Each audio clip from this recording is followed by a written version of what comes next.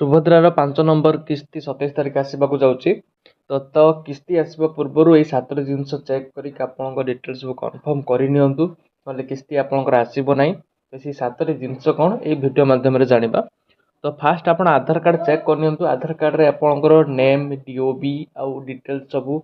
आधार status सब ठीक ठाक अच्छी कि ना जब आधार आप इनएक्टिव कौन डेट ऑफ बर्थ भूल थी कि नेम करेक्शन कर किसी मिस्टेक थी तो किस्ती आसबार असुविधा हे सब डिटेल्स आप जनसेवा केन्द्र कि मो सेवा केन्द्र जाई चेक करनी। तापर आप बैंक अकाउंट चेक करेंगे फास्ट हूँ बैंक अकाउंट को जाकि आप निज बैंक रे आप अकाउंट एक्टिव अच्छी कि ना केवाईसी दिखाई कि ना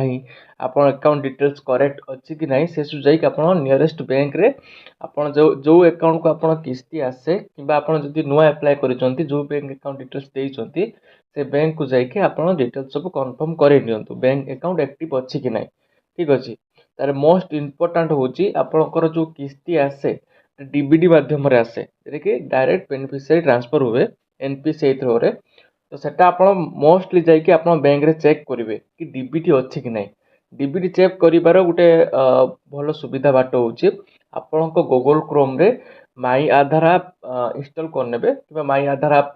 वेबसाइट को पलैबे वेबसाइट को जाकि आधार कार्ड नंबर टी देकी ओटीपी देकी आधार सीडिंग को बैंक रे अच्छी से बैंक आप चेक करने और से बैंक आम डिटेल्स ठीक ठाक अच्छी कि नहीं चालू अच्छी कि नहीं तो जाकि आप बैंक रे चेक करके कन्फर्म कर तो डीबीटी जदि नहीं ताले एनपीसीआई पोर्टाल माध्यम किंबा आपण बैंक को जाकि फॉर्म भरिक डीबीटी को आपण सीडिंग कर आधार कार्ड सहित ठीक अच्छे। तापर रहा केवाईसी जदि आपणकर आगुरी किस्ती पाउथिले तो ता मध्य कौन केवाईसी पेंडिंग अच्छी ताले आपण जनसेवा केन्द्र कि मो सेवा केन्द्र को जाकि आप फेस अथेंटिकेशन माध्यम केवाईसी कंप्लीट कर जदि आप केवाईसी दौना ताले आप किस्ती आसब ना ताले आप आगर केवाईसी जाकि कन्फर्म कर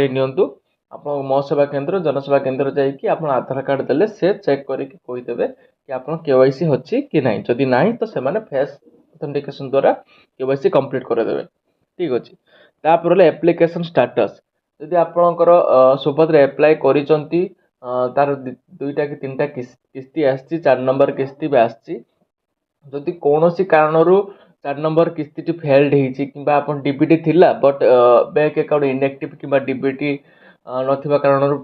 किस्ती आसी ना फेल्ड हो जाइए कि कौन पे फेल्ड हो तो स्टाटस टी आप चेक करेंगे केमी चेक करेंगे सुभद्रा पोर्टाल को जी पोर्टाल को जाकि एप्लिकांट स्टेटस रे क्लिक करेंगे क्लिक कलापर आधार कार्ड नंबर देवे आउ सुभद्रा एप्लाय कला बेले जो मोबाइल नंबर टी देते से मोबाइल नंबर गोटे ओटीपी जीव ओटीपी देलापर आपणकर